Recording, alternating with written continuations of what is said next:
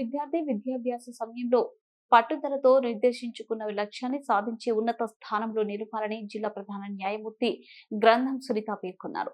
శనివారం స్థానిక municipal corporation ఉన్నత పాఠశాలలో ఏర్పాటు చేసిన మెగా పేరెంట్స్ టీచర్ సమావేశానికి జిల్లా ప్రధాన న్యాయమూర్తి గంధం సునీత ముఖ్య అతిథిగా పాల్గొన్నారు. ఈ కార్యక్రమంలో జిల్లా కలెక్టర్ పి ప్రశాంతి, జిల్లా ఎస్పీడీ నరసింహ కిషోర్, డిఓకే వాసుదేవరావు, డిఎల్ఎస్సి కార్యదర్శి కె ప్రకాష్ బాబు, విద్యార్థులు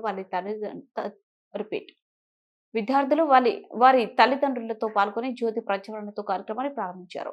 ఈ సందర్భంగా ఏర్పాటు చేసిన సభలో జిల్లా ప్రధాన న్యాయమూర్తి గంధం సునీత మాట్లాడుతూ టీచర్స్ పేరెంట్స్ సమావేశాన్ని పండుగ వాతావరణంలో ఇంత మంచిగా జరుపుతున్న జిల్లా యంత్రాంగాన్ని అభినందిస్తున్నా అన్నారు. విద్యార్థులు వారి తల్లిదండ్రులు ఉపాధ్యాయులతో ఈ సమావేశంలో ప్రతి విద్యార్థి యొక్క భవిష్యత్తు, వారిలో ఉన్న నైపుణ్య, క్రీడల పట్ల వారికి ఉన్న అభిలాష తెలుసుకునేందుకు ఇది చక్కని వేదికని పేర్కొన్నారు. పండుగ వాతావరణంలో నిర్వహిస్తున్న ఈ కార్యక్రమం శుభ సూచకమన్నారు. నేను కూడా 10వ తరగతి వరకు ప్రభుత్వ పాఠశాలలోనే విద్యాభ్యాసించడం జరిగిందని, ప్రభుత్వ పాఠశాలలో చదివే విద్యార్థులకు సాంకేతిక నైపుణ్యత ఉండదనే భావన ఉందని, అది వీడనాడి విద్యార్థులు కృషి పట్టుదలతో నిర్దేశించుకున్న లక్ష్యాన్ని సాధించడం ద్వారా ఉన్నత స్థానాల్లో నిలుస్తారన్నారు.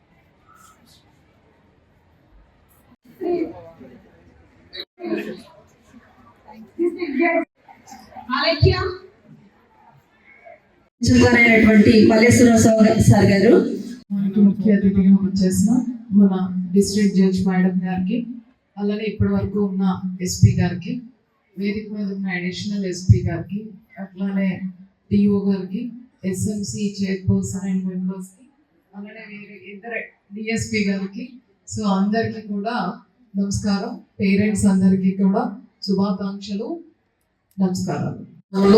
పెద్ద ఎత్తున పేరెంట్స్ టీచర్స్ మీటింగ్ అనేది చేస్తున్నాం.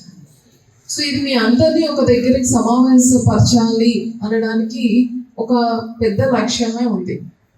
ఆ లక్ష్యం ఏంటంటే మీ పిల్లల గురించి మీకు పూర్తిగా తెలియాలి. సో ఇప్పుడున్న ప్రపంచంలో పేరెంట్స్ చాలా బిజీ, ఇద్దరు వర్క్ చేస్తున్నారు. వర్క్ నుండి వచ్చాక మీ ఇంట్లో ఉన్న హౌస్ హోల్డ్ వర్క్స్, ఇంకా కొంచెం టైం ఉంటే టీవీ. సో పేరెంట్స్ పిల్లలు ఏం చేస్తున్నారు, వాళ్ళ టాలెంట్స్ ఏంటి, స్కిల్స్ ఏంటి, వాళ్ళ స్ట్రెంగ్స్ ఏంటి, వీక్నెసెస్ ఏంటి అనేది మీకు అంత బాగా తెలియట్లేదు. అది అంతా మీకు తెలియాలి అనే ఉద్దేశంతో ఈరోజు మనం ఈ మీటింగ్ పెట్టుకోవడం జరిగింది. సో ఈ మీటింగ్లో అదే ఒక ఆబ్జెక్టివ్. రెండో విషయం, పిల్లల్ని ఇలాంటి వాతావరణంలో చేయడం వల్ల, అంటే వాళ్ళ యాక్టివిటీస్ అన్నీ కూడా మీకు ఎక్స్పోజ్ చేయడం, అలానే ప్రతి మీటింగ్ కూడా అక్కడ లోకల్గా ఉన్న ఆఫీసర్స్ వాళ్ళు అందరూ రావడం, దానివల్ల వాళ్ళు మోటివేట్ అయి ఇంకా బెటర్గా చదువుకోవడానికి వాళ్ళకి అవకాశాలు అందిపుచ్చుకుంటారు అనేది ఇంకొక ఉద్దేశం. మూడో ఉద్దేశం ఏంటి అంటే, మనకి స్కూల్లో చాలా సౌకర్యాలు మనం కల్పిస్తున్నాం, ఇన్ఫ్రాస్ట్రక్చర్ పరంగా కానీ అకాడమిక్ పరంగా కానీ.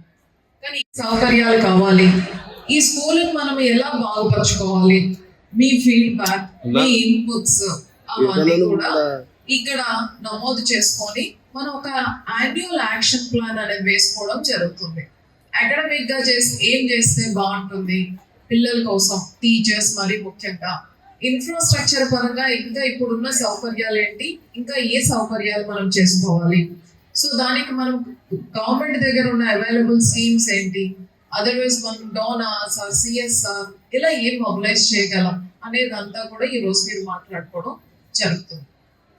దాంతో పాటుగా ఈ మధ్య కాలంలో 4వ అంశం ఏంటంటే, పిల్లలు మనకి ఎంత బాగా చదువుకున్నా వాల్యూస్ అండ్ పర్సనాలిటీ డెవలప్మెంట్ అనేది చాలా ఇంపార్టెంట్. సో చాలా తెలివైన అబ్బాయికి మంచి వాల్యూస్ ఇవ్వలేదు అనుకోండి, ఆ తెలివితేటలు ఆ అబ్బాయి కానీ అమ్మాయి కానీ దేనికి ఉపయోగిస్తారు? దేనికి ఉపయోగిస్తారు? ఇన్ రాంగ్ మీన్స్ లో ఉపయోగిస్తారు. సో మనకి ఎప్పుడు కూడా మనం ఎడ్యుకేషన్ గురించి మాట్లాడుకునేటప్పుడు వాల్యూ బేస్డ్ ఎడ్యుకేషన్ అంటాం. సో మనం చదువు మంచి చేయడానికి ఉపయోగపడాలి. సో పిల్లల ప్రవర్తన ఎలా ఉండాలి, పిల్లల్లో చిన్నప్పటి నుంచి వాల్యూస్ ని ఎలా ఇన్కల్కేట్ చేయాలి. ఇంతకుముందు ఎస్పీ గారు మాట్లాడుతూ మీకు ఒకటి చాలా చక్కగా చెప్పారు. మీరు ముసలి వాళ్ళు అయ్యాక మీ పిల్లలు మిమ్మల్ని చక్కగా చూసుకునేటట్టు తీర్చిదిద్దడం జరుగుతుంది అని. అలా చూసుకో. ఈ ప్రోగ్రామ్ ఇంత సక్సెస్ఫుల్ గా స్టార్ట్ చేసి ఒక మంచి ఉద్దేశంతో ఇంప్లిమెంట్ చేసే విధానాన్ని ఫాలో అప్ చేసుకోవడానికి ఏర్పాటు చేసిన ఈ ప్రోగ్రామ్ ఏర్పాటు చేసినందుకు డిస్ట్రిక్ట్ అఫీషియల్స్ కి, డిస్ట్రిక్ట్ కలెక్టర్ గారికి అందరికీ కూడా అభినందనలు. మెయిన్ కి టీచర్ స్టూడెంట్ కి ఈ ట్రయాంగిల్ షేప్ లో బాండింగ్ అనేది డెవలప్ చేయడానికి, వాళ్ళ మధ్యన కమ్యూనికేషన్ గ్యాప్ అనేది లేకుండా వాళ్ళ స్కూల్కి వచ్చిన తర్వాత ఎలా పార్టిసిపేట్ చేస్తున్నారు, ఏ విధంగా ఉన్నారు, నాట్ ఓన్లీ స్టడీస్ కాకుండా మిగతా కల్చరల్ యాక్టివిటీస్ లో కానీ అన్నింటిలో కూడా పార్టిసిపేట్ చేసే విధంగా ఉండాలని చెప్పి వచ్చి మంచిగా మంచి వాతావరణంలో, అంటే మనకి సెలబ్రేట్ చేసుకునే రిలీజియస్ ఫెస్టివల్సే కాకుండా హిందూస్కి, క్రిస్టియన్స్, ముస్లిమ్స్ అలా రిలీజియస్ ఫెస్టివల్సే కాకుండా ఇలాంటి సందర్భాల్లో కూడా వస్తే ఇది నిజంగా ఈరోజు ఒక ఫెస్టివల్ అట్మాస్ఫియర్నే చూపిస్తుంది, ఇండికేట్ చేస్తుంది. నేను ఇంతకుముందు కూడా లాస్ట్ టైం వెళ్ళినప్పుడు చిల్డ్రన్స్ డే చెప్పాను. నేను కూడా గవర్నమెంట్ స్కూల్లోనే చదివాను, 10th వరకు గవర్నమెంట్ స్కూల్లోనే చదివాను. గవర్నమెంట్ స్కూల్లో చదివిన వాళ్ళకి అంటే కమ్యూనికేషన్ స్కిల్స్ కానీ అవి ఉండవు అనుకునే అపోహ ఉంచుకోవద్దు. గవర్నమెంట్ స్కూల్లో చదివినా మనకి కనుక ఆ పట్టుదల ఉండి ఆ ఒక ఎయిమ్ అనేది ఉంటే డెఫినెట్గా వాళ్ళు సక్సీడ్ అయ్యే అవకాశం ఉంటుంది. ఇక్కడికి వచ్చిన పేరెంట్స్ అందరూ కూడా కాన్వెంట్లో చేర్పించలేకపోయాము, ఇంగ్లీష్ మీడియమా, ఇక్కడ కూడా ఇంగ్లీష్ మీడియం పెట్టారు, ఇప్పుడు చదివించలేకపోతున్నాము, కాన్వెంట్ ఫీజులు కట్టుకోలేకపోతున్నాము, గవర్నమెంట్ స్కూల్స్లో జాయిన్ చేస్తున్నాము అని అన్నారు. స్కూల్స్ టీచర్స్ కూడా ఇప్పుడు చాలా రెస్పాన్సిబిలిటీ తీసుకుని వాళ్ళ పిల్లల్ని ఎడ్యుకేట్ చేయడం జరుగుతుంది.